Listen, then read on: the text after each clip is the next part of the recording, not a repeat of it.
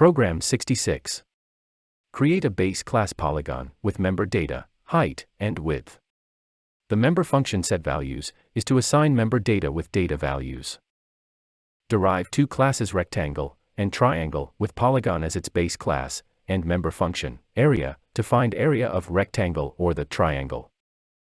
Use pointer to base class concept, and declare area function as virtual member. Assign values, and print corresponding area. So here is the program code. I declare the base class, polygon. Scope of visibility is protected, and two variables, width and height, are declared. We then set public visibility, and declare the function, setValues, which assigns incoming parameter values of a to width, and b to height. Then comes the virtual function, area, which returns value 0. Next is declared the class rectangle. It inherits the class polygon. The area function of this rectangle class returns the value of width times a height, which is the area of a rectangle. Next is declared the class triangle. It inherits the class polygon. Area function within class triangle returns the value of width times height, divided by 2, which is the area of a triangle. After these declarations, the program control shifts to line 27 in main function. Here we have 3 declarations in one line.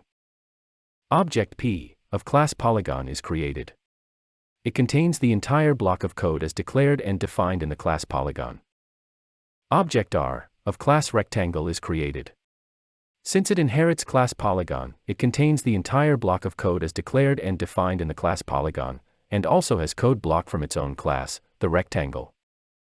Object T of class triangle is created.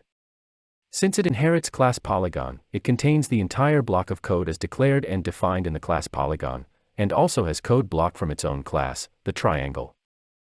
On line 28 of the program code, we instruct to create a pointer pt1 for the class polygon, which is assigned the address of object R. Hence pointer pt1 points to the block of statements related to class polygon in object R. Likewise on line 29, we ask to create a pointer pt2 of type class polygon. It is assigned the address of object T, so it points to the block of statements related to class polygon in object T. Then on line 30, we create the pointer pt3 for class polygon. It is assigned the address of object P, so pt3 points to the block of statements related to class polygon in object P. On line 31 of the program code, it is instructed that, from the location where pointer pt1 is pointing to, execute the setValues function with parameter values 4 and 5. The function executes. Width is assigned value 4, and height is assigned 5 within the object R. Similarly on line 32, the setValues function pointed by pt2 is executed with parameters 5 and 10. So in this object T, width is assigned 5, and height is assigned 10. Then on line 33, the setValues function pointed by pt3 is executed with parameters 10 and 20. So in object P, width is assigned 10, and height is assigned 20. On line 34, we ask to print the area of rectangle. The area function pointed by pointer pt1 is invoked.